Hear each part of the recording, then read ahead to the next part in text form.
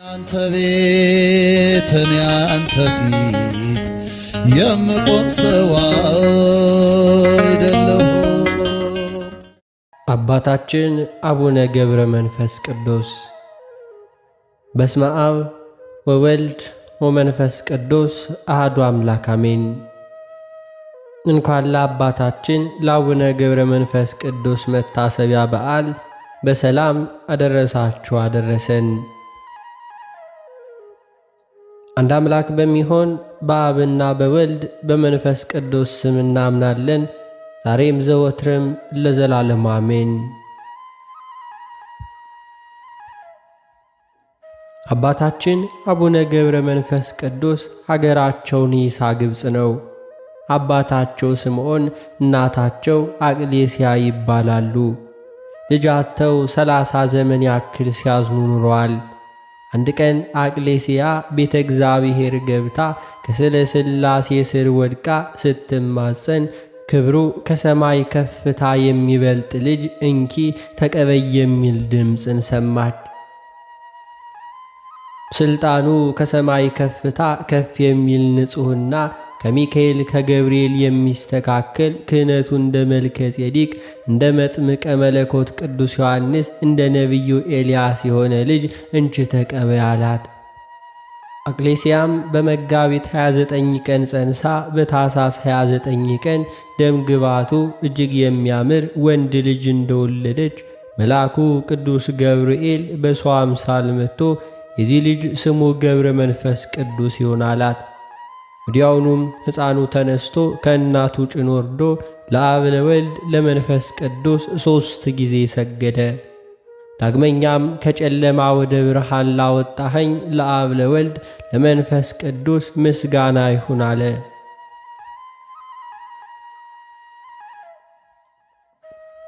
ከዚህም በኋላ ጻድቁ አባታችን አቡነ ገብረ መንፈስ ቅዱስ መጋቢት 29 ቀን ተጸንሰው ታኅሳስ 29 ቀን ተወለዱ።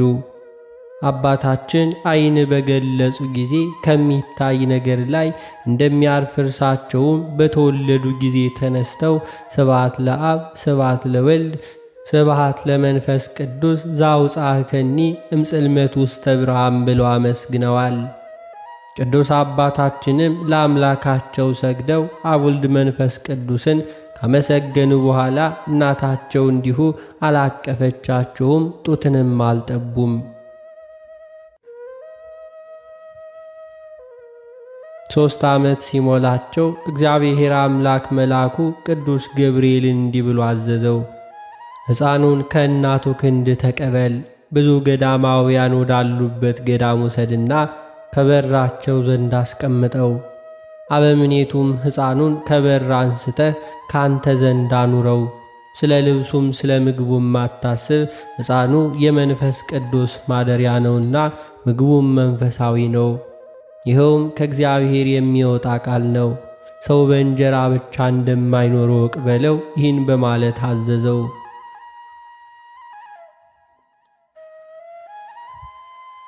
ብርሃናዊው መልአክ የራማው ልዑል ቅዱስ ገብርኤል እንደታዘዘው ከሰማይ ወርዶ ሕፃኑን ከእናቱ ክንድ ወስዶ በቅፉ በክንፎቹም አድርጎ ስሞ እስከ 7ቱ ሰማይ ድረስ አውጥቶ በስሉስ ቅዱስ ፊት አቅርቦ አስረከበው።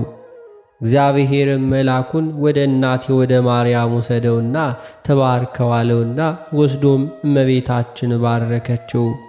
ዳግመኛም ከአዳም ጀምሮ ሄሮድስ በግፍ እስካስፈጃቸው ሕፃናት ያሉት ሁሉም ነቢያትና ቅዱሳን ሐዋርያት፣ ጻድቃን፣ ሰማዕታት፣ ደናግልና መነኮሳት ሁሉ እንዲባረኩት አደረገው። መልሶ ከእግዚአብሔር አምላክ ፊት አቆመው።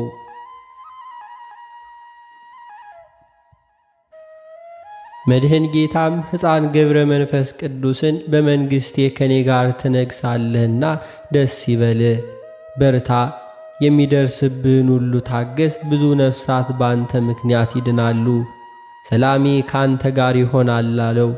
ከዚህም በኋላ መልአኩ አባ ዘመደ ብርሃን ወዳለበት ገዳም አወረደውና ሕፃኑን ከበር ላይ አስቀምጦ እርሱ ወደ ውስጥ ገብቶ እግዚአብሔር አምላክ እንዳዘዘው ሁሉንም ነገረው።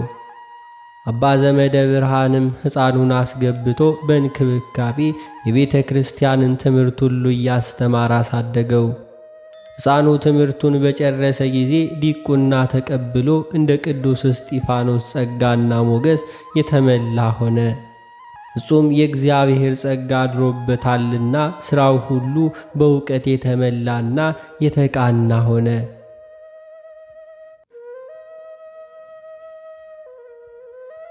አባ ዘመደ ብርሃን በሕፃኑ ላይ ያደረውን ጸጋ እያየ እጅግ ደስ ይለው ነበር። እንደ ቅዱስ እንጦስ አስኬማንም ሰጠው። ከዚህም በኋላ ገብረ መንፈስ ቅዱስ ቅስናን ተቀበሉና በጾም በጸሎት ተጸምደው በታላቅ ተጋድሎ መኖር ጀመሩ። እንደ ሐዋርያትም የታምራትንና የፈውስ ሀብትን ተሰጣቸው። ድውያንን የሚፈውሱ፣ ሙታንን የሚያስነሱ፣ አጋንንትን የሚያወጡ ሆኑ። መልአኩ ቅዱስ ገብርኤል ዳግመኛ ተገልጦላቸው ወደ ሰማይ አሳረጋቸውና ከእግዚአብሔር ፊት አቆማቸው። ያን ጊዜ ጌታችን ክቡራን የሆኑ እጆቹን ዘርግቶ ከባረካቸው በኋላ በጸሎትህ ከሲኦል የምታወጣቸው ብዙ ነፍሳትም አሉ። ድዌንም ሁሉ ትፈውሳለ። ከእንግዲህ ወዲህ ከሰው ተለይተ ወደ ጫካ ገብተ ከአንበሳና ከነብሮችም ጋር ኑር አላቸው። አባታችን ጌታችን የሰጠኸኝን እነዚህን አንበሶችና ነብሮች ምን እመግባቸዋለሁ? ምንስ ይመገባሉ? አሉት። ጌታችንም የረገጥከውን መሬት ይልሳሉ፣ በዚያም ይጠግባሉ። ወደ እኔ እስከምትመጣ ድረስ ይህ ምግባቸው ይሆናል አለው።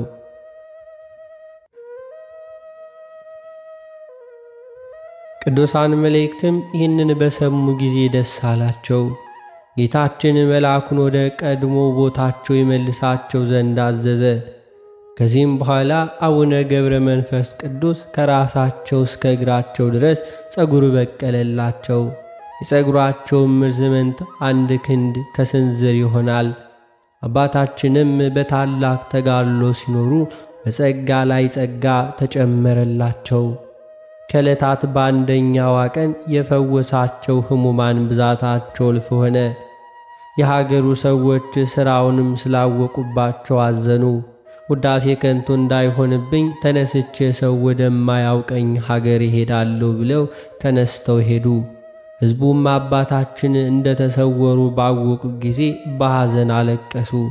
ከዚህም በኋላ አባታችን ወደ ጫካ ገብተው ብቻውን የበጋውን ሐሩር የክረምቱን ቁር ይህን ታግሰው ምንም አይነት ልብስ ሳይለብሱ ራቁታቸውን ሆነው በተጋድሎ ኖሩ። ከጽኑ ተጋድሏቸውና ከጫካው ቅዝቃዜ የተነሳ ሰውነታቸው አልቆ ካጥንታቸው ጋር ተጣበቀ።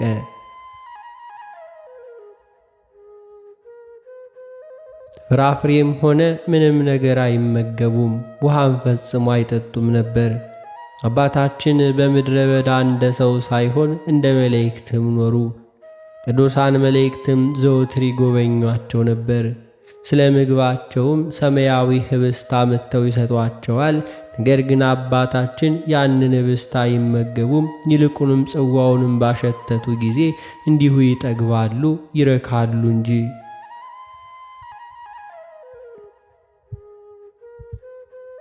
አባታችን በተወለዱበት ቤት አልኖሩምና እናት አባታቸው የሥጋ ዘመዶቻቸውንም ሁሉ አላወቋቸውም። በበረሃ ብቻቸውን ኖሩ እንጂ። ነገር ግን ሰማያውያን ሁሉ ወዳጆቻቸው ሆኑ። እመቤታችን ወዳጄ ትላቸዋለች። ነቢያት፣ ሐዋርያት ወገናቸው ይሏቸዋል። መላእክትም ወዳጃችን እያሉ በክንፋቸው ያቅፏቸዋል። የአባታችን መዓዛቸው ጫካውን ይሞላው ነበር። በመንፈስ ቅዱስ ኃይልም ወደ ፈለጉበት ቦታ በፍጥነት እንደ ወፍ ይበራሉ። ስለ ተሰጣቸው ጸጋ የበረሃ እንስሳት አናብርትና አንበሳዎች ሁሉ ያገለግሏቸዋል።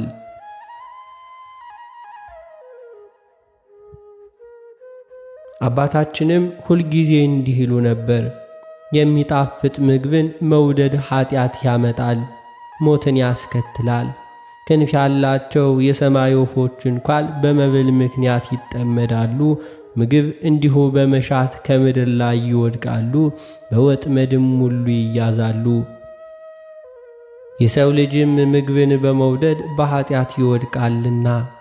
ስለ እኔም ለሰውነቴም ምግብ መጠጥም አልፈልግም፣ ልብስንም አልሻም። ራቁቴን ከእናቴ ማኅፀን እንደወጣው እንዲሁ ራቁቴን ወደ መቃብር እመለሳለሁ ይላሉ። ከዚህም ከኃላፊው ዓለም በሞት በተለየው ጊዜ መብል መጠጥና ልብስን ማን ያስከትልልኛል አሉ። ዳግመኛም ሰው ሊደርስ በማይችልበት በረሃም ኖራለሁ። ነጣቂ ተኩላዎችና አራዊቶች ባሉበት እነርሱ እንዲበሉኝ ሥጋዬን ሁሉ እጥለዋለሁ። ዳዊት በመዝሙሩ የጻድቃን ሥጋቸው ለዱር አራዊት ነው እንዳለ እኔ ክፉ አውሬዎች እንዲሁም ተናዳፊ እባቦችንና ዘንዶዎች እንዲሁ ወዳሉበት እገባለሁ፣ ምግብም መሆናቸው ዘንድ እወዳለሁ በማለት አባታችን አቡነ ገብረ መንፈስ ቅዱስ ራሳቸውን ለሞት አሳልፈው ይሰጡ ነበርና።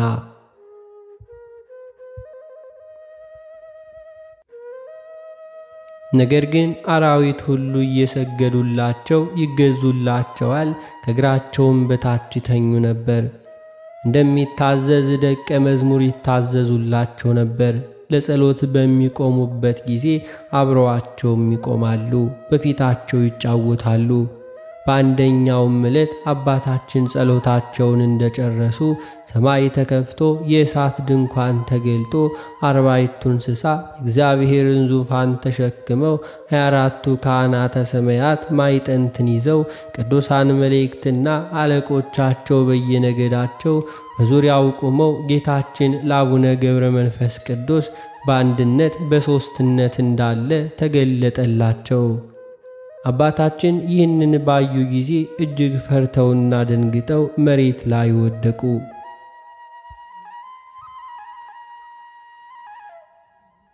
ጌታችን ካጸናቸውና ካበረታቸው በኋላ ዮሐንስ አቡ ቀለምሲስ እኔን እንዲያየኝ አንተ እኔን ማየት የምትችልበትን ኃይል እሰጥሃለሁ። ወዳጄ ሆይ ምን ትሻለህ? ምንስ ትጠይቀኝ ዘንድም ነበር? ልይህ ብለህ በተመኘኸኝ ጊዜ እንዲሁ ተገለጥኩልህ። 80 ዓመት በጫካ ኖርክ፣ በረሃዎችን ዞርክ፣ ከአንበሶችና ነብሮች እንዲሁም ከአራዊት ጋር መኖርን አልፈራህም። ጨክነህ እስከ ሞት ድረስ ታገስ። የመረጥኩ ወዳጄ ገብረ መንፈስ ቅዱስ ሆይ ምን አደርግልህ ዘንድ ትወዳለህ? አላቸው። አባታችን ይህን ቃል ከጌታችን ከመድኃኒታችን ከኢየሱስ ክርስቶስ በሰሙ ጊዜ አምላኬ ሆይ ይህን ልታደርግልኝ አይገባም። በፊትስ ሞገስህን ካገኘው እንዲሁም የገቦታ ሰዎችን ማርልኝ። እነርሱ ኃጥአን ናቸውና አንተ ንስሐን ለማይሹ ጻድቃን አልመጣህምና ኃጥአንን ወደ ንስሐ ልትመልስ ነው እንጂም አሉት።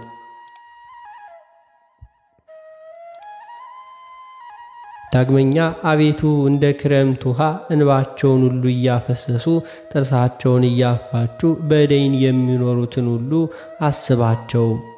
ሰይጣን አስቷቸዋልና በማወቅ ባለማወቅ በሰሩት ሁሉ ማራቸው፣ ይቅርም በላቸው እያሉ ለመኑት።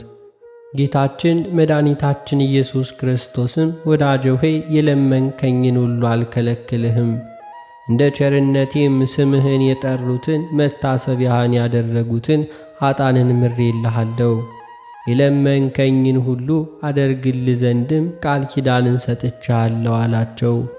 አባታችንም እጅግ ደስ ብሏቸው በግንባራቸው መሬት ላይ ወድቀው ጌታችንን ሲያመሰግኑት ቅዱሳን መላእክትና ሰማያውያን ቅዱሳን ሁሉ አብረው እንዲሁ ተደሰቱ፣ እግዚአብሔር አምላካቸውን አመሰገኑ።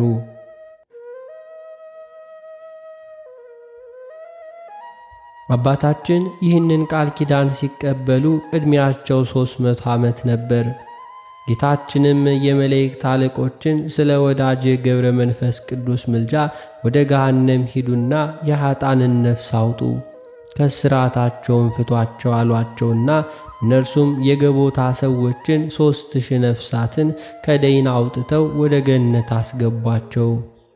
ዳግመኛም እግዚአብሔር አቡነ ገብረ መንፈስ ቅዱስን እንደ አንተ ካሉት ሰዎች በቀር በዓለም ያሉ ሰዎች ሁሉ እንዳያውቁ አደርጋለሁና መላእክት ይጎበኙሃል እንጂ ከካህናትም ከመነኮሳትም ከምእመናንም ወገን ቢሆን ምንም ፈቃድ ሁሉ አያይም።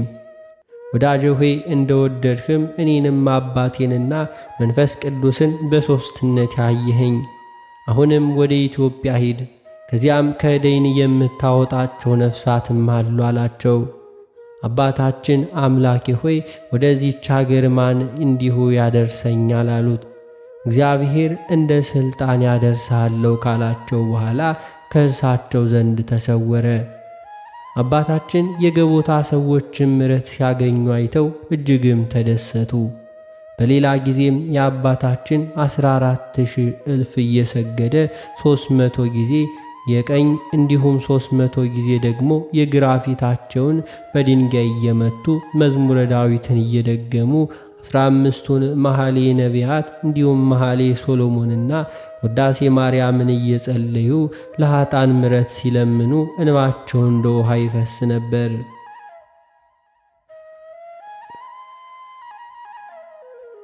ጌታችን መድኃኒታችን ኢየሱስ ክርስቶስም በተወለድሁባት በተጠመቅሁባትና ከሞት በተነሳሁባት ዕለትም እልፍ ነፍሳትን እምርልሃለሁ አላቸው።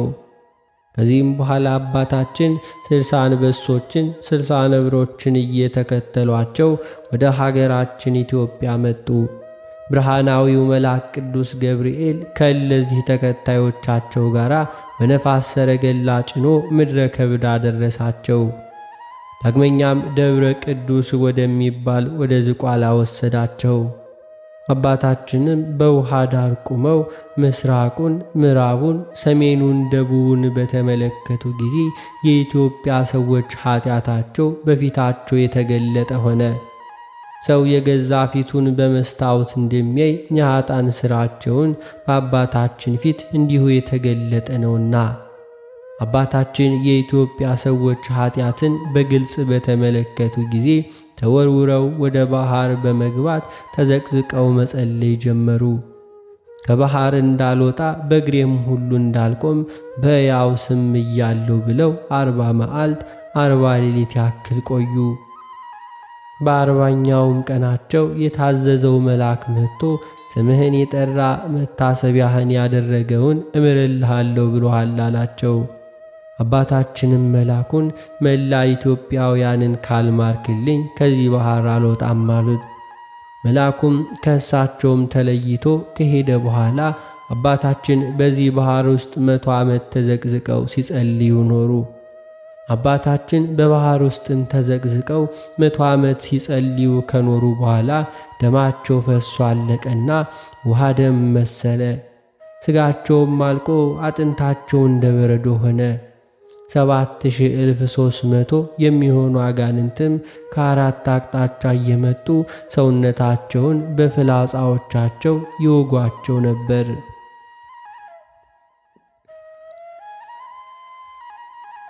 ጌታችንም መጥቶ ከባሕሩ ዳር በመቆም ወዳጄ ገብረ መንፈስ ቅዱሴ መላ ኢትዮጵያውያንን ምሬልሃለሁና ተነስ ከባሕሩ ውጣ አላቸው።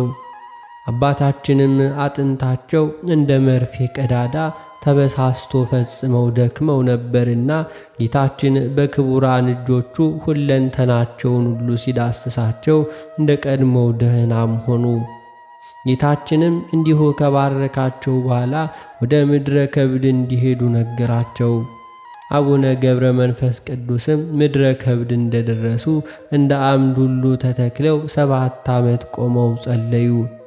በዚያን ጊዜ ሰይጣን በቁራ ተመስሎ እንዲሁ መጥቶ 2 ዓይኖቻቸውን አንቁሮ አጠፋቸው።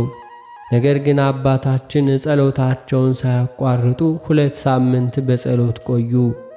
ከ2 ሳምንት በኋላ መልአኩ ቅዱስ ሚካኤልና ቅዱስ ገብርኤል መጥተው በዓይናቸው ላይ እፍ ብለው ብርሃናቸውን ከመለሱ በኋላ አባታችንን ከሰማይ ፍጹም ኃይል ይሰጣልና ጠላትህን ትበቀል ዘንድ ወደ ዝቋላ ሂድ ብለዋቸው አረጉ።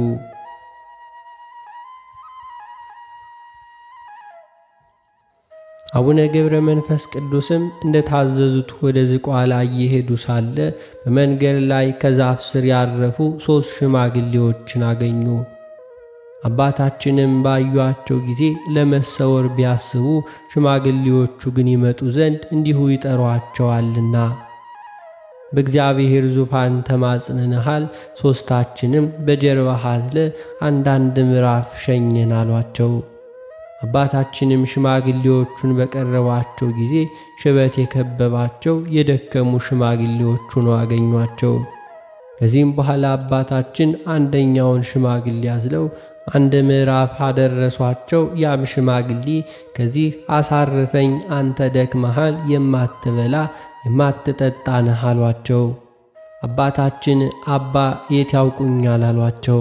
ሽማግሌውም አሁን ደግሞ ጓደኞችን አምጣልኝ አሏቸው። አባታችን የቀሩ 2 ሽማግሌዎች ካሉበት ደርሰው ሁለቱን በየተራ እያዘሉ የመጀመሪያውን ካደረሱበት ቦታ ደረሷቸው።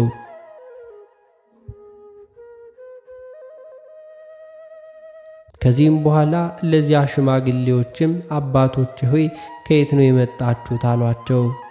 3ቱ ሰዎችም ተነስተው ቆሙና ለአባታችን በአንድነት በሦስትነት ተገለጡ። አንድ ሲሆኑ 3፣ 3 ሲሆን አንድ ሆኑ። ስሉስ ቅዱስ ለአብርሃም በመምህር አድባር ስር በአንድነት በሦስትነት እንደተገለጡ ሁሉ አሁንም ለአባታችን ለአቡነ ገብረ መንፈስ ቅዱስ በአንድነት በሦስትነት ተገለጡላቸው። በጀርባቸውም አዘሏቸው።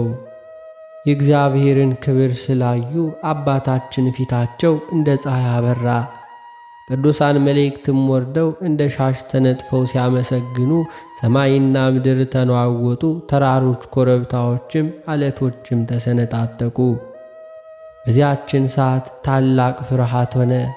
አባታችን በዙሪያቸው በከበቧቸው በምስጢራት ጎርፍ ተውጠው ተንቀጥቅጠው በግንባራቸው ወደቁና እንደ በርን ሆኑ። በራእይ ውስጥም የሆነው እነዚህ ሽማግሌዎችም አባታችንን እስከ 7ኛው ሰማይ ያደረሷቸው እንዲሁ ተመለከቱ።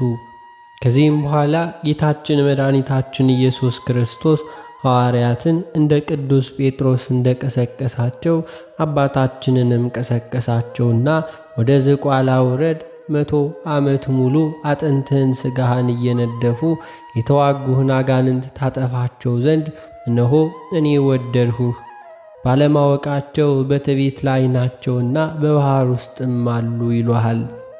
7ቱ ሊቃነ መላእክትም ሁሉ ይረዱሃል፣ መባረቅትና በፊት በኋላ ይከተሉሃል አሏቸው።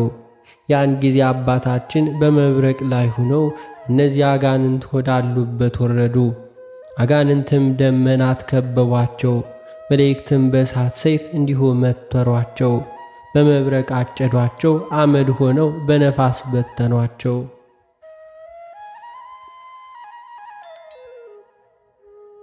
የለዚህ አጋንንት ቁጥራቸው 70,000 እልፍ ከ1,000 ነበረ። ሁሉም በአንድ ጊዜ አልቀዋልና እንዲሁም ከነርሱም ሸሽቶ ያመለጠም አልነበረም። 7ቱ ሊቃነ መላእክትም ወደ ሰማይ አረጉ። አባታችን አንበሶችንና ነብሮችን ድብና ዘንዶ ወዳለበት ምድረ ከብድ ተመለሱ። አባታችን ወደ ምድረ ከብድ ከተመለሱ በኋላ መንፈስ ቅዱስ የጠራቸው 3ቱ ቅዱሳን ሁሉ በየአንበሶቻቸው ላይ ተቀምጠው ወደ ምድረ ከብድ መጡ።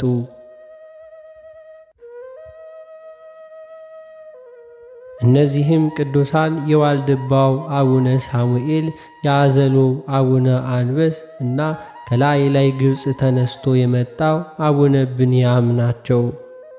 ነገር ግን አባታችን እነዚህን ቅዱሳን ስለተሰወሯቸው ቅዱሳኑ እስከ 7 ቀን ድረስ በምህላ ሰነበቱ።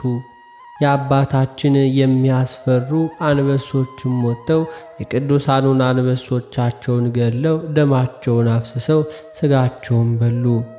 3ቱም ቅዱሳን በዚያ ፈጽመው ደንግጠው ሳለ አባታችን ገብረ መንፈስ ቅዱስ ከ60 ነብሮችና ከ60 አንበሶችም ጋር እነርሱን አስከትለው ተገለጡላቸውና ሰላም ለእናንተ ይሁን፣ የእግዚአብሔር ቅዱሳን አትፍሩ አሏቸው። ቅዱሳኑም አባታችን ሆይ ጸሎትህ ቅድስት እንደሆነች ባወቅን ጊዜ በእግዚአብሔር ፈቃድ እንባረክ ዘንድ ወደ አንተ መጣን። ነገር ግን ባላገኘን ጊዜ እስከ 7 ቀን ድረስ አለቀስን አሏቸው።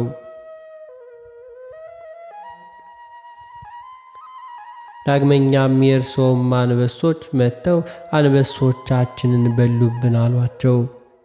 አባታችን አንበሶቻቸውን እስከ ዕለተ ሞቴ ድረስ በእግሬ ከረገጥኩኝ ምድር በቀር እግዚአብሔር ያዘዛችሁን ለምን በላችሁ? አሁንም የበላችሁትን ትፉ አሏቸው። እነዚያም አንበሶች አፋቸውን ከፈቱና የበሉትን የአንበሶቻቸውን ሥጋን እንዲሁም አጥንቶቻቸውን ከደሞቻቸው ጋር ተፉ። በሆዳቸውም የቀረ አልነበረም።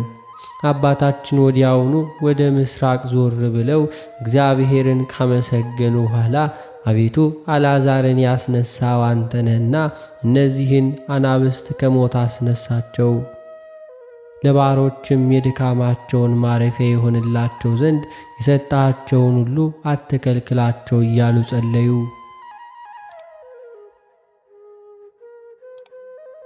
አባታችን አቡነ ገብረ መንፈስ ቅዱስ እንዲህ ብለው ጸሎታቸውን ከጨረሱ በኋላ የአንበሶቹን ሥጋውን በመስቀል ምልክት ባርከው በጌታዬ በኢየሱስ ክርስቶስ ኃይል ተነሱ አሏቸው። አንበሶቹም እንደ ዓይን ጥቅሻ ፈጥነው ተነሱና እንደ ቀድሞውም ሆኑ። ለአባታችን እጅ ነስተዋልና ሰግደውም የእግሩን ትቢያ ላሱ። አባታችንም ወደ ጌቶቻቸው መለሳቸው። ለዚህ ሦስቱ ቅዱሳን በአባታችን ላይ አድሮ ድንቅ ነገርን የሚሠራ እግዚአብሔርን አመሰገኑ። የዋልድባው አቡነ ሳሙኤልም አባታችንን አባቴ ሆይ በዚህች ቀን ድንቅ ሥራን አየን። አርአያህም የእግዚአብሔርን መልአክ አርአያ ይመስላል። ቅድስና ፍጹም ነው። የጸሎት ኃይል ሙትን ያስነሳል። የተበሉ አንበሶችን እንዲሁም ከአንበሶች ወደ አወጣህ አሏቸው።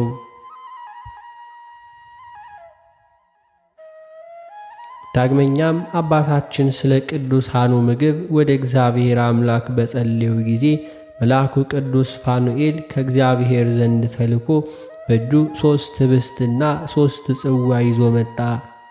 አባታችንም 3ቱን ቅዱሳን እግዚአብሔር የሰጣችሁን ይህንን ኅብስትና ጽዋ ንሱ፣ ብሉም ጠጡ አሏቸው።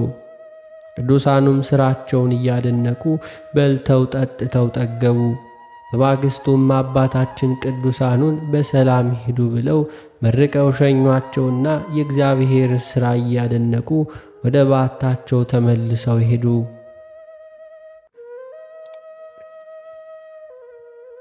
ከዚህም በኋላ ለአባታችን ጌታችን ተገልጦ ብዙ ታምራትን ከነገራቸው በኋላ ወደ አረማውያን ሀገር ሄደ።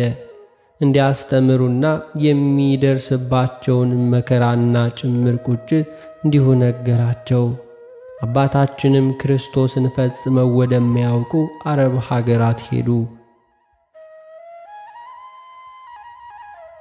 የአረብ ንጉሥም ብዙ ሰራዊትን አስከትሎ ብዙ ጣዖታትን አስይዞ እንዲሁ ሲጓዝ አገኙት። በጣዖታቱም ውስጥ አድረው የነበሩ አጋንንትም አባታችንን ባዩ ጊዜ ወጥተው ሸሹ። ጣዖቱ ከምድር ላይ ወድቆ ተሰባበረ። የአረቡም ንጉሥ አንተ ጸጉረ ልብስ ምንድነህ? ሰው ነህም አላቸው። አባታችን አዎን እኔ ሰው ነኝ፣ ያውም የጌታዬ የኢየሱስ ክርስቶስ ባሪያ ነኝ አሉት። ንጉሡም መልሶ በዚህ አይሁድ በሰቀሉት ታምናለህን አላቸው። አባታችንም አዎን እኔ በእርሱ አምናለሁ አላፍርም፣ ስለ እኔ የተሰቀለውን በሰው ፊት አምነዋለሁ። ስለ እኔ ብቻ አይደለም ንጉሥ ወይ ስለ አንተና ከአንተ ጋር ስላሉት ነው እንጂ በእርሱ መኑ የዘላለም ሕይወትን ታገኙ ዘንድ አላችሁ አላቸው። ንጉሡም ይህን በሰማ ጊዜ በጣም ተቆጥቶ ሰራዊቱን ሁሉ ጠርቶ በቶሎ እሳት እንዲያነዱ አዘዛቸው።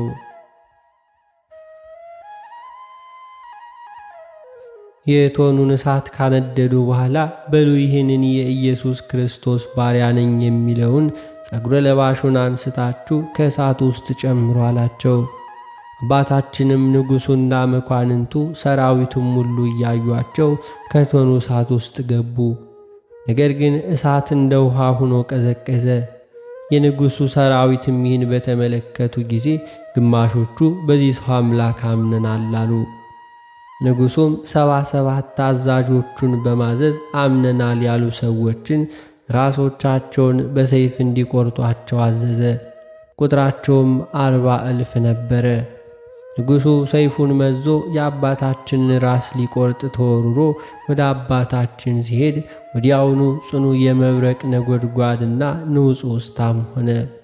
ጌታችንም ወደ አባታችን ዘንድ መጣ። መብረቁም በአንድ ጊዜ ንጉሡንና ሰራዊቱን ሁሉ አጠፋቸው። የሞቱት ሰዎች ቁጥራቸው 400,000 ሆነ። አንድስ እንኳን ሳይቀር ሁሉም አለቁ። አባታችን በመብረቅ የሞቱ ሰዎችን ባዩ ጊዜ ውስጣቸው በሐዘን አለቀሰ። ነፍሶቻቸውንም የጽልመት መላእክትም ወደ ገሃነመ እሳት ሲያወርዷቸው ተመልክተዋልና። በዚያም ጊዜ አባታችን ጌታችን እነዚህን ሰዎች ማርልኝ አሉት። ዳግመኛም ሰው ስህተተኛ ነው፣ አንተ ግን መሐሪ ይቅር ባይ ነህና በእኔ ምክንያት በእነዚህ ሰዎች ሁሉ አትፍረዱባቸው እያሉ በለመኗቸው ጊዜ ጌታችን ተሰወረባቸውና ወደ ሰማይ አረገ።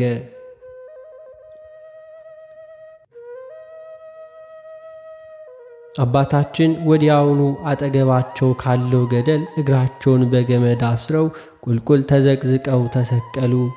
ሰይጣን መጥቶ ያችንም ገመድ በቆረጣት ጊዜ አባታችን በገደል ሁሉ ሲወድቁ መልአኩ ቅዱስ ሚካኤል እንደ ዓይን ጥቅሻ መጥቶ አባታችንን አቅፎ ያዟቸውና በእግርህ ላቁምህ ወይንስ በራስ ላቁምህ ትወዳለህ አላቸው።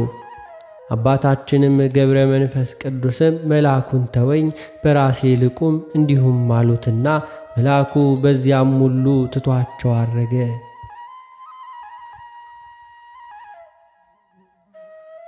አባታችን በጥርሳቸው ድንጋይ ነክሰው እስከ 30 ዓመት ተዘቅዝቀው ሲጸልዩ ኖሩ። ናላቸው ሁሉ ፈሶ አለቀ፣ አንጀታቸው ፈሰሰ፣ እንደ እንጨትም ቅርፊት ሆነ። ከ30 ዓመታትም በኋላ ጌታችን 7ቱን ሊቃነ መላእክትና እናቱን ቅድስት ድንግል ማርያምን አስከትሎ ወደ አባታችን መጣና 3 ጊዜ በስማቸው ጠርቶ ለዚህን ካዲዎች ምሬልሃለሁ አላቸው። አባታችን ነክሰውት የነበረውን ድንጋይ በጣሉት ጊዜ ጥርሶቻቸው አብረው ተነቀሉ፣ በዚያም ወደቁ። ጌታችን በክቡራን እጆቹ ሲዳስሳቸው ሰውነታቸው ታደሰችላቸው። አባታችንም ጌታችንን ምሬሃለሁ ካላልከኝ ካልማርከኝስ ነፍሳቸውንም ከሥጋቸው ጋር አዋሃድልኝ አሉት።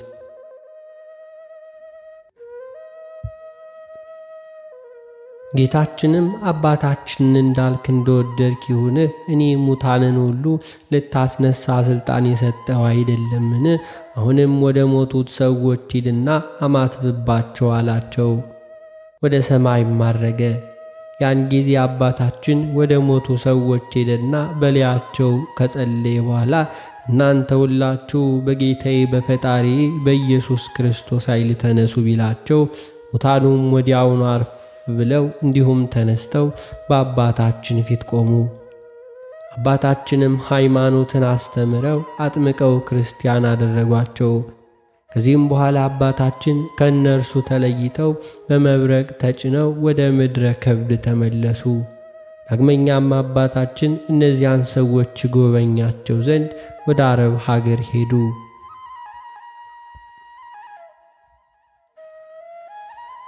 እነዚያም ከሞት አስነስተው ክርስቲያን ያደረጓቸው ሰዎችም ሃይማኖታቸውን ጥምቀታቸውን አጽንተው ቤተ ክርስቲያንንም ሰርተው በጽድቅ ሕይወት እየኖሩ የእግዚአብሔር አገልጋዮች ሆነው አምላከ ገብረ መንፈስ ቅዱስ እያሉ ሲያመሰግኑ ተመለከቷቸው። አባታችንም ይህንን አይተው ስለ ሰዎች መዳን ደስ ተሰኝተው ተመልሰው ወደ ምድረ ከብድ መጡ። ነገር ግን አባታችን ሄደው እንዲሁ እንደ ጎበኟቸው ሰዎች አላወቁም ነበር። እነዚያም ክርስቲያኖች እስከ ዛሬ ድረስ አሉና።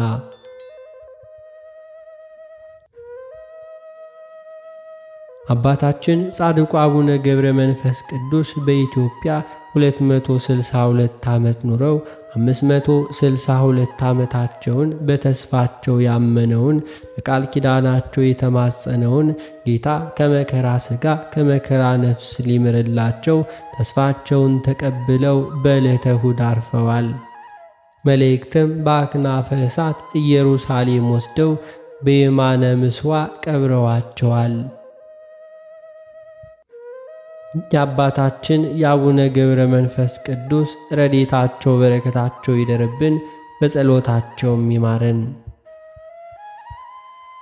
አነሳስቶ ላስጀመረን አስጀምሮ ላስፈጸመን ለጌታችን ለመድኃኒታችን ለኢየሱስ ክርስቶስ ክብርና ምስጋና ይገባል፣ ዛሬም ዘወትርም ለዘላለሙ አሜን። አነሳስቶ ላስጀመረን አስጀምሮ ላስጨረሰን ለልዑል እግዚአብሔር ክብር ምስጋና ይገባል፣ ለዘላለሙ አሜን።